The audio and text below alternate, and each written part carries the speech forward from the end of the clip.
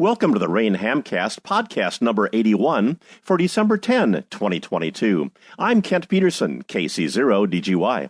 When I found out that Archive had this new project they were working on, the Digital Library of Amateur Radio, I'm just like, this sounds perfect for me because I know how to use the tools. I am very interested in ham radio. And honestly, I love the Internet Archive. Seemed like a dream job. The thoughts of Kay Savetz, K6 KJN, Internet Archives Program Manager, Special Collections. Rain's Hap Holly, KC9RP, spoke with this new addition to the Internet Archive. This is a project of the Internet Archive, which is a nonprofit online library, which has been around for more than 25 years. The Internet Archive is probably best known for the Wayback Machine, which is a tool that lets you see websites that don't exist anymore, or websites, what they used to say or what they used to look like. But the Internet Archive is much more than that. It's an online digital library that has more than 100 petabytes of information of all sorts. They got a grant from ARDC, the Amateur Radio Digital Communications Foundation, that supports ham radio activities all around the world. They give grants to further the aspect of ham radio. So Internet Archive got a grant from ARDC to create the ultimate online library related to amateur radio, shortwave radio, and other aspects of radio communication. The Digital Library of Amateur Radio and Communications is a new project, only a couple of months old. I am the person who is curating the library. What motivated you to get into the archiving business? That's an interesting question, Hap. I have been archiving things for many years. One of my hobbies is old 8-bit Atari computers, and I have been interviewing people and archiving software and other information about these old computers for many years. And in doing that, I learned how to do it. I learned how to find people, how to use the Internet Archive and upload lots and lots of information.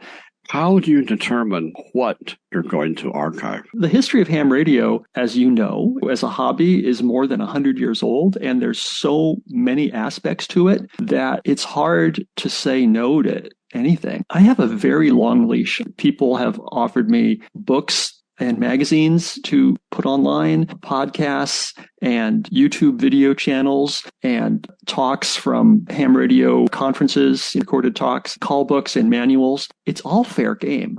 Pretty much the only time I say no is if we already have something. The Internet Archive has high-speed scanners that can scan books in very little time without harming the books. Say you have a shelf full of ham radio books that you don't need anymore. You can donate them to Internet Archive. They are shipped to our scanning center in Fort Wayne, Indiana, where they are scanned and then kept by the Internet Archive.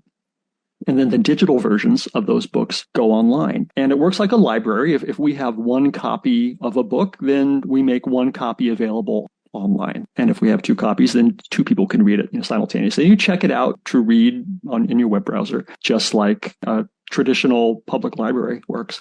In answer to your question, how do I choose? If it's a book that we don't have yet, and it's about ham radio or shortwave or even CB, and it seems interesting, I'll accept it and we'll get it put online. How are you funded? The ARDC Foundation, it's a private foundation, and they gave a significant grant to fund this project. How much audio do you have in your library? That's a really great question. I'm not sure I have the answer to that. First of all, your Rain reports, as we speak, they are uploading, and I'm uploading the episodes from 2004 to 2019, and that is about 800 episodes. So we haven't even gotten into the 90s and early 2000s. So I'm sure you have more than 1,000 episodes. So how much audio do we have? We have a lot of podcasts. I've been working on getting a lot of podcasts, some of which are still being produced and some of which are out of print, as you were, kind of legacy podcasts. So far, I've uploaded maybe, not including your stuff, maybe 2,000 episodes, and maybe they're an hour each. So that's a lot of audio. Most of them are spoken word in English. Some are in other languages. Some of the podcasts are in Morse code. If you want to practice your receiving code, there are entire podcasts that are nothing but dits and das for you to listen to. I know that you have QSO Today, Eric Druth, 4Z1UG's archives, and Those are over 400-hour podcasts. Right. And there's Foundations of Amateur Radio is 388 episodes. What about Newsline? I don't have Amateur Radio Newsline yet. I want to. Trying to do these things and get permission and reach out and do these things the right way. Like I said, I've only been doing this a couple of months and I haven't talked to anybody yet. Some people I reach out to and say, hey, would you like to be included in this library? And some people like you have reach out to me and say, hey, I've created this amazing resource and do you want to include it? And I'll say, heck yes. You're listening to an interview with Kay Savetz, K6 KJN, the program manager for Internet Archive's Special Collections. Hap will conclude this conversation with Kay Savetz after Station ID. This is Rain Hamcast number 81. We'll be right back.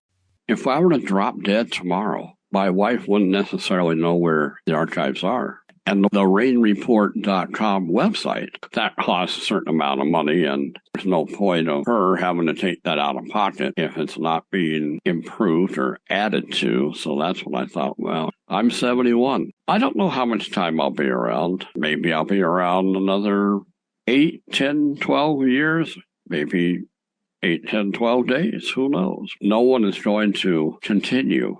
And this is part of the problem is there's so much of this stuff in ham radio that is done out of personal commitment as a volunteer activity. And when we are gone, who's going to do it?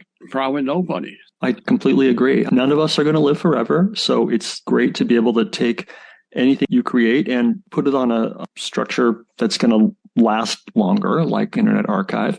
And then even if you do last forever, websites don't. You forget to pay the bill, or you don't renew the domain name, or people lose interest in the hobby and move on to other things. And this is a way to make sure that the stuff that you've created or that your listeners, have created, if they have their own books or podcasts or anything, lasts a long time. Some of the people I've talked to have YouTube video channels where they make ham radio related content there. And that's great. But I say to them, YouTube can take your channel down for any reason or for no reason at all. And then it's gone. Well, those people have chosen to put a backup at the Digital Library of Amateur Radio and Communications, and we're not going to take your stuff down. And that reminds me to remind you that there is a Rain Report channel on YouTube. It's only been there since I began producing the Rain Hamcast. Because of time commitments, there's really no time to add video to these audio programs. But there are a few talks that I have that actually have video attached to them because they're from the QSO Today Virtual Ham Expo. So I get permission for those. That expo has agreed to let us mirror all of the videos that they're uploading to their YouTube channel as well. Who has the storage? The Internet Archive has the storage. They have more than 100 petabytes of information stored right now. They don't use the cloud. They don't use other services. They host it all themselves and back it up all themselves. Their main server is in San Francisco. They have an amazing office there in a building that used to be a church. And all the servers are in the back of the main church room near the pipe organ. 100 petabytes last time I was told the number. How many terabytes is that? It's 1,000 terabytes in a petabyte. It's a lot of storage.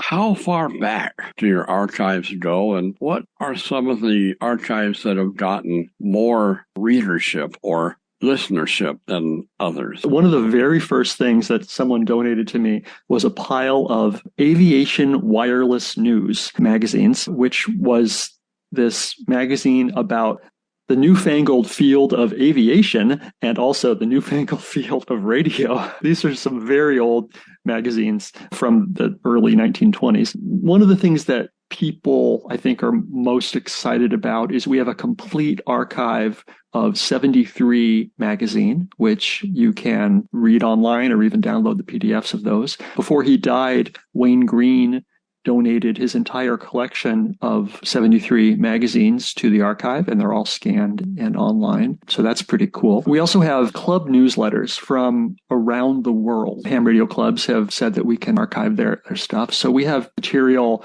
from many ham radio clubs in the United States, but also ones in the United Kingdom, a ham radio club in Malta, news bulletins from the South African Radio League. As you know, it's a worldwide hobby, and I'm trying to get representation of what people are doing through their newsletters from around the world. If people have newsletters that are already in digital format, that's fine. I can take the PDFs and get them online. That's super easy.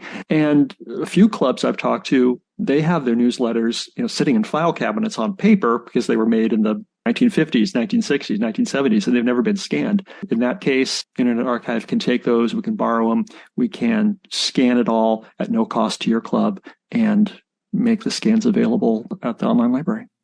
This has been a brief look at the Digital Library of Amateur Communications, DLARC, with Kay Savetz, K6 KJN, the Internet Archive's Special Collections Director. To see what's in the library as of now, visit archive.org/details/DLARC.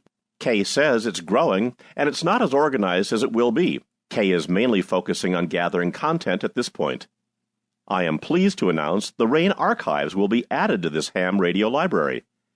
You'll find a growing RAIN collection at https://archive.org/details/RAIN-report. Editorial note: we're in search of missing RAIN reports from the years 1992, 1998, 2000, and 2003. If you know the whereabouts of any RAIN reports from those years, we don't care how you got them, please contact Kay Savetz at kay@archive.org. You'll find the archive of RAIN Hamcast at https://archive.org/details/RAIN-Hamcast. All 81 biweekly podcasts are there. That's a wrap for this RAIN Hamcast podcast for December 10, 2022. RAIN founder Hap Holly, KC9RP, edits and produces this biweekly ham radio podcast without monetization. Your support via PayPal and your feedback on therainreport.com are appreciated. Copyright 1985-2022 RAIN, all rights reserved. RAIN programming is made available and is licensed under the Creative Commons Attribution, Non-Commercial, Non-Derivatives 4.0 International License. At creativcommons.org/licenses/by-nc-nd/4.0. You are encouraged to download, share, post, and transmit the RAIN Hamcast in its entirety via amateur radio. Thanks to Tom Shimizu, N9JDI, for posting a non-broadcast version of these podcasts via the RAIN Report channel on YouTube. Very 73 from Kent Peterson, KC0DGY. Keep on hamming.